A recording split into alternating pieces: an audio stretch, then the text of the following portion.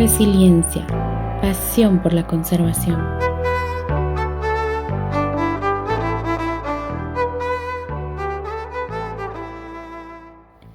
La naturaleza, la historia, la cultura y nuestro entorno nos definen. ¿Estamos listos para enfrentar los cambios? Te presentamos Resiliencia. Aprendamos juntos a convivir en estos nuevos escenarios, porque hoy es un buen momento para cambiar.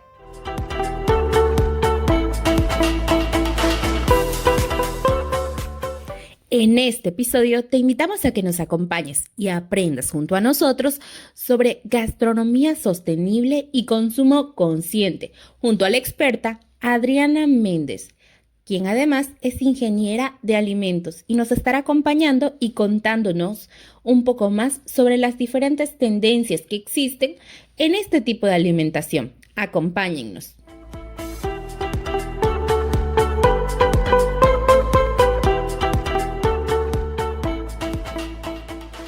Para empezar, les queremos contar que en 2016 la Asamblea General de Naciones Unidas declaró el Día de la Gastronomía Sostenible cada 18 de junio.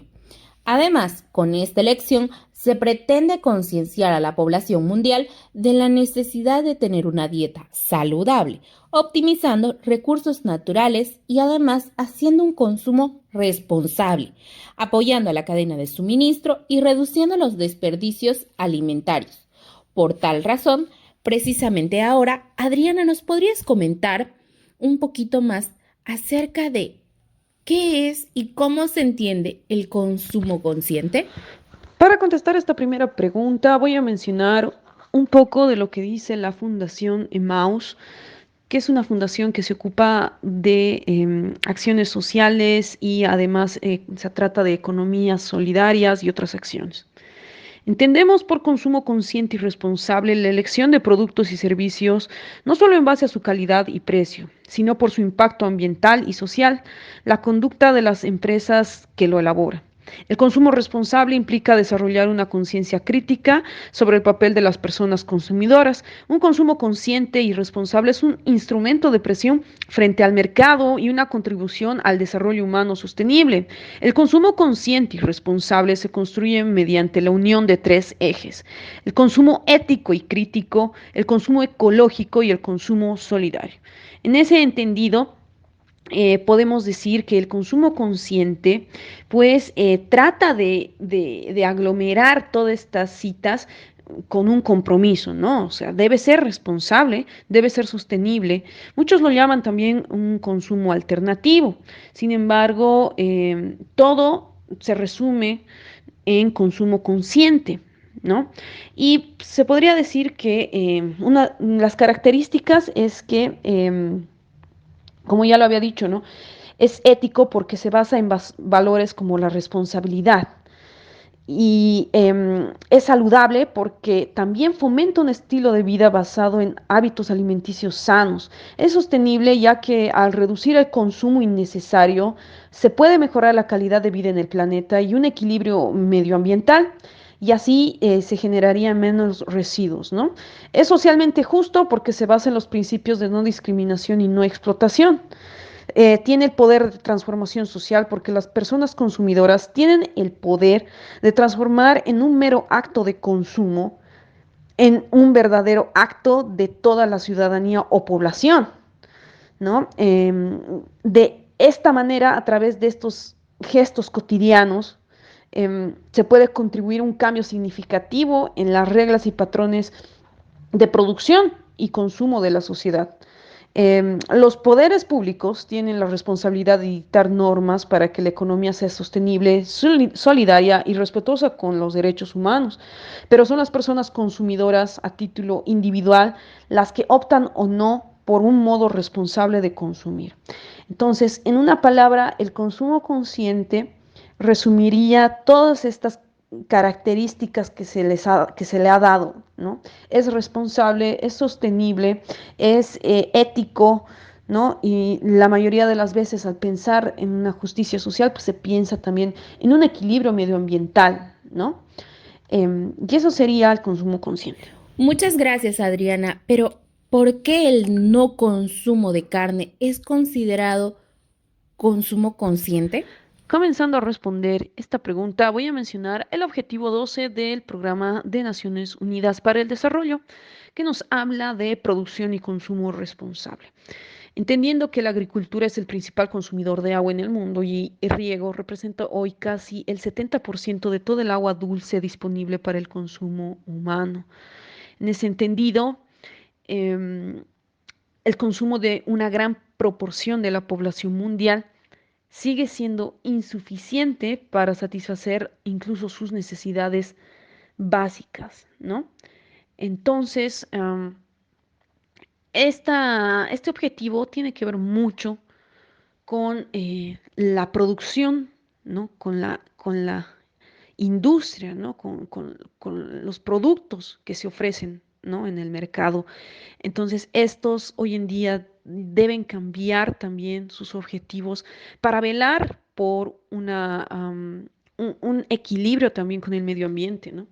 Y es por eso que es muy cuestionable los impactos ambientales que genera la industria cárnica, ¿no?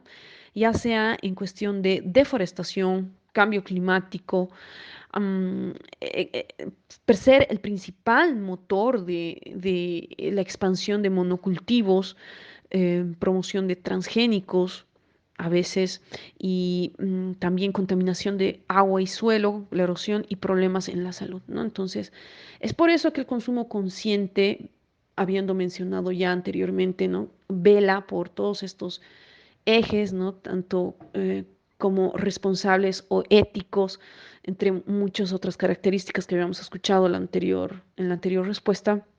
Es por eso que tiene que ver mucho el no consumo de carne con un consumo consciente, ¿no? Porque justamente está pensando en estos impactos ambientales, está cuestionándolos y es por eso que se habla del no consumo de carne. Aquí mi amigo Jaguarillo nos preguntamos, ¿qué corrientes o tendencias son las que no consumen carne? Actualmente hay varias corrientes o tendencias que no consumen carne. Estas han ido evolucionando a través del tiempo, ¿no? Y ya sea por una decisión de religión, una decisión política, ética, moral, por medio ambiente, por salud, por defensa animal, por antiespecismo, ¿no? Estas corrientes han ido creciendo. Una de ellas, quizá la más conocida, es el vegetarianismo. El vegetarianismo, pues, ya es bastante conocido, sin embargo, tiene bastantes ramas, ¿no? La persona vegetariana generalmente se la asocia con la persona que rechaza todo producto de origen animal. Sin embargo, hace una especificación en lo que es la dieta o la significancia en lo que es en sí, ¿no? Un régimen alimentario, una dieta. Entonces, dentro de esta corriente hay bastantes ramas como el pollotarianismo, ¿no? Que suprimen de la dieta las carnes de res, buey, cerdo, etcétera, pero sí consumen pollo, por ejemplo, ¿no? El pesetarianismo, que prácticamente hace lo mismo, ¿no?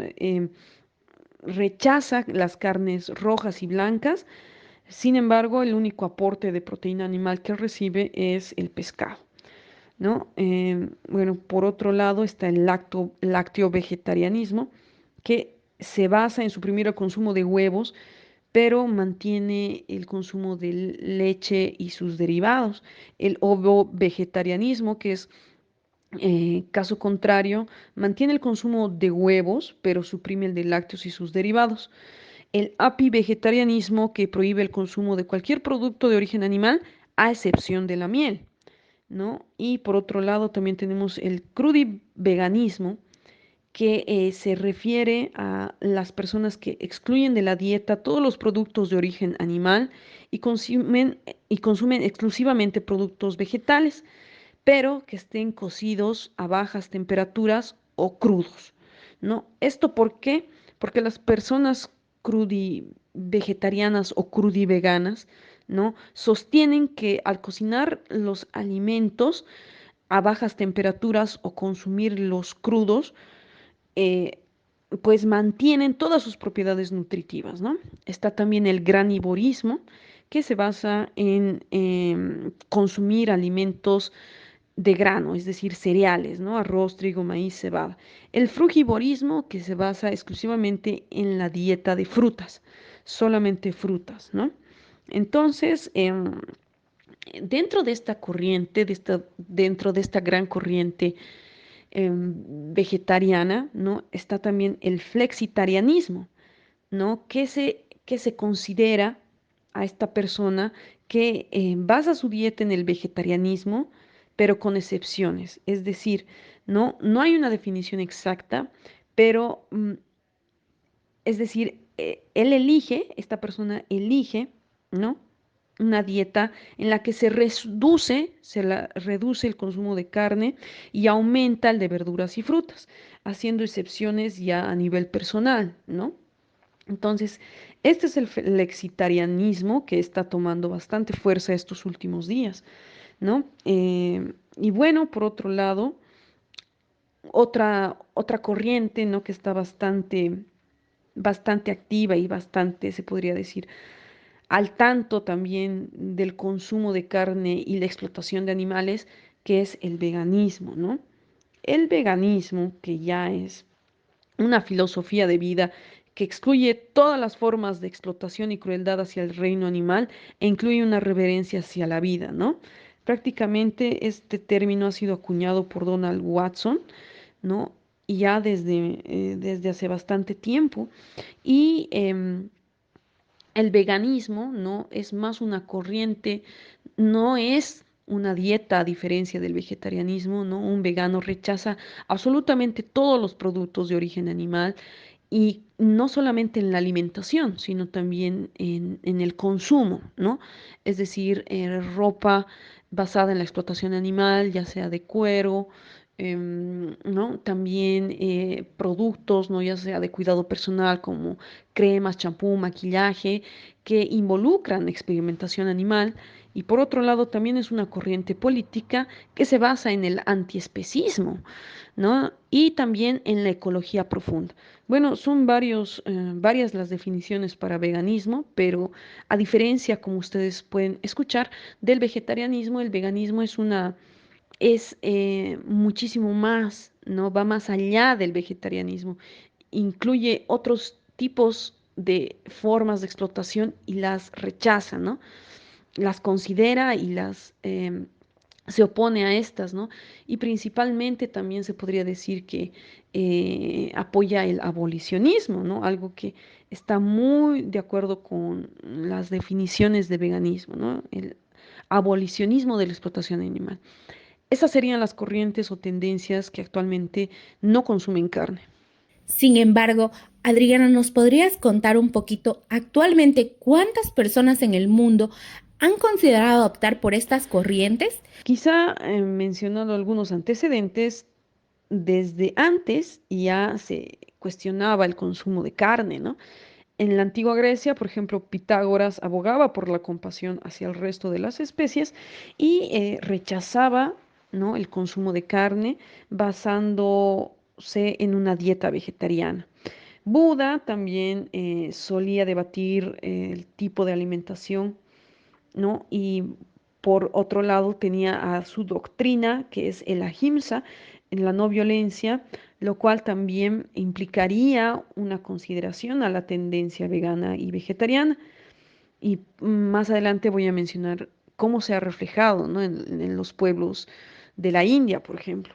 Por otro lado, también religiones como el orfismo, los seguidores del emperador indio Ashoka rechazaban comer carne, ¿no? Esto, por ejemplo, en el siglo III antes de Cristo. La teosofía, que es un movimiento filosófico religioso y que pretende romper con el excesivo materialismo y el racionalismo del siglo XIX y XX, también rechaza el consumo de carne. Em, bueno, y por otro lado, considerar también, ¿no? Que desde mucho antes, en las antiguas civilizaciones, China, griega, maya, la civilización, las culturas inca, eh, india, ¿no? O sea, basaban su dieta en vegetales. Entonces, em, los antropólogos y la mayoría de los varios estudios que se hacen es que aunque se dedicaban a la caza, estas culturas, ¿no? Tenían una dieta basada principalmente en plantas, ¿no? Porque no todas las veces tenían a disponibilidad animales para consumo. ¿No? Entonces, así también los antiguos egipcios que tienen esto plasmados, ¿no? En sus papiros. Y ya de muchísimo más posteriormente, ¿no? Allá por finales del 1800, comenzando el 1900, em, pues se podría decir que se incluye la palabra vegetarianismo, ¿no? Para aquella persona, ¿no? Que rechaza productos de origen animal. Y por otro lado también surgen los nutricionistas, ¿no? Y este interés en la nutrición. Ya en 1944, muchísimo más adelante, se acuñe el término veganismo, ¿no? Y se lo define como ya lo hemos escuchado anteriormente.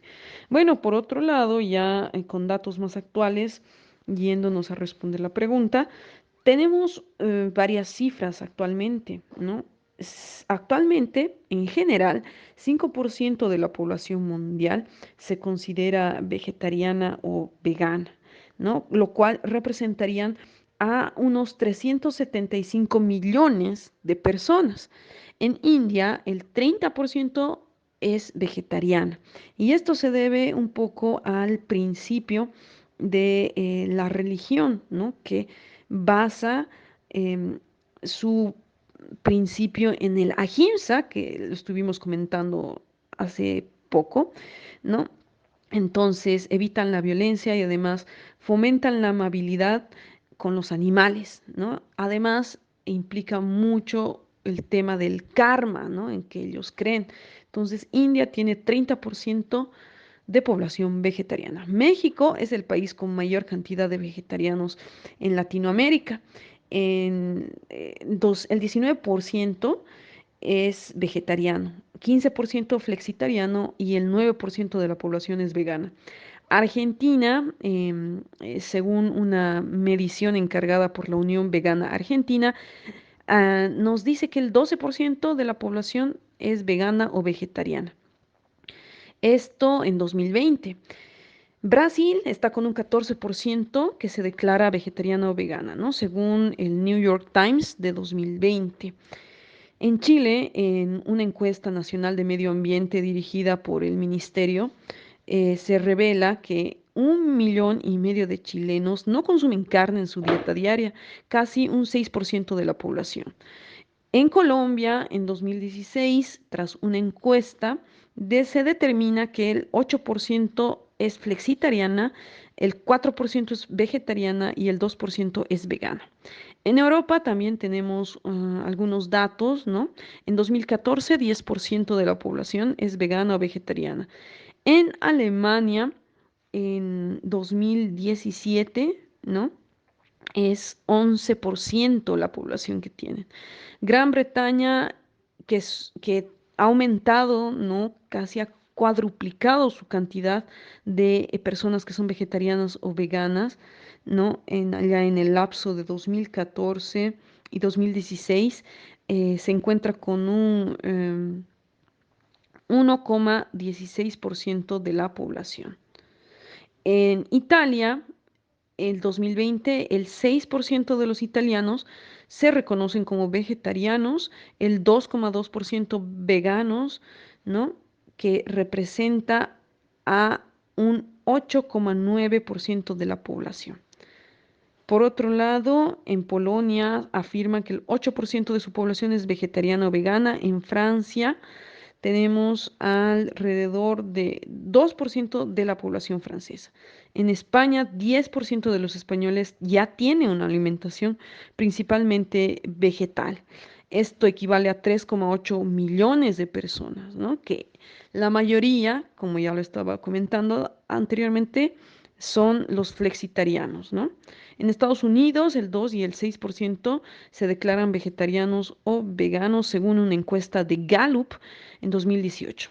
Según The Economist, un 25% de los estadounidenses de entre 25 y 34 años son vegetarianos o veganos. En China, 50 millones de chinos son vegetarianos o representaría esto un 4% de la población. En Australia, 2,5 millones de australianos, que representa el 12,1% de la población, tiene dietas basadas en vegetales. Entonces, estos datos también han sido sacados de Euromonitor International de Statista, que lo publica el año 2016 a 2017, pero también hemos escuchado datos bastante actuales. Como ven, el incremento de la población vegana o vegetariana va creciendo a través de los años y a través también del paso de la información y la dinámica que hay, ¿no? Para compartir lo que son recetas o información acerca de esto.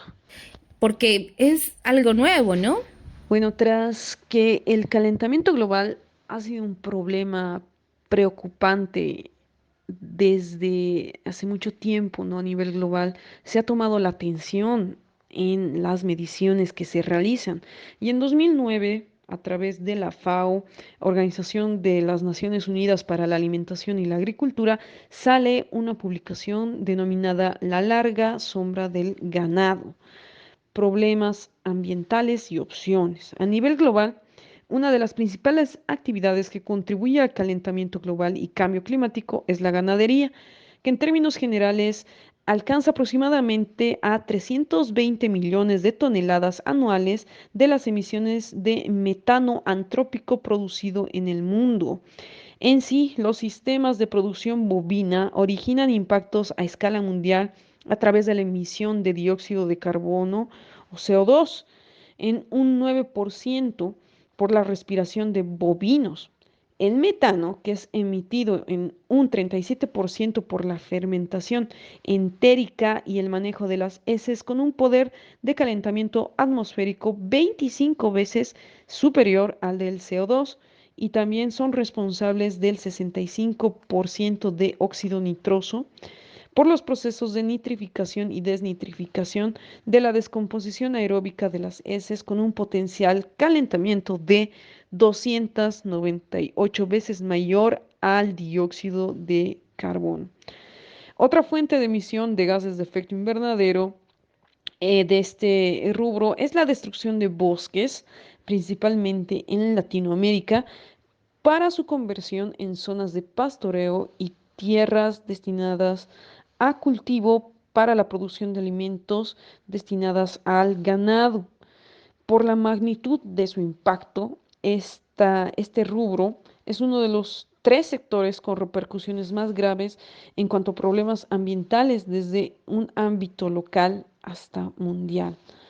Adriana, muchísimas gracias por regalarnos este pequeño espacio y unos minutos de tu tiempo. Estamos muy contentos y además les aseguramos que ella nos estará acompañando en un segundo episodio, así que no se lo pierdan.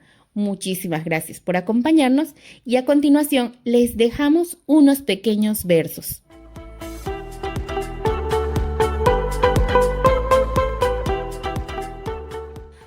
La cocina del pensamiento. Propios del mismo cuerpo, consumimos una necesidad del deseo de una mente hambrienta. Consumimos pensamientos que sin despegarse de nuestra carne mantienen una relación de equilibrio o desorden. El libre albedrío en su discreta expresión en la naturaleza. Somos esos reflejos rotos y desgarrados de nuestros alimentos. Somos cada espacio de un cuerpo habitado por la esencia, con vida propia, que se transforma en muerte y vida para la nuestra. Somos esos espejos de nuestras circunstancias y decisiones detalladas cuando abrimos la boca. Nuestros hábitos, nuestra dieta, nos ayudan a percibir una realidad de lo que somos o de lo que podemos llegar a ser. Somos lo que percibimos o alcanzamos a percibir. Somos los restos reciclados del ciclo de la vida. Somos el brillo del contenido de nuestro plato en el almuerzo. somos lo que comemos.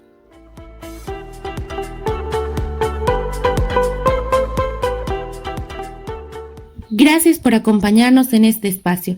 Este programa es emitido por Resilienciate en alianza con la región Punto Bo desde Bolivia y Jaguar Turístico desde México. No se olviden que nos encuentran en nuestras redes sociales. Los esperamos en el siguiente episodio. Que tengan una linda semana y ya saben, hoy es un buen momento para cambiar.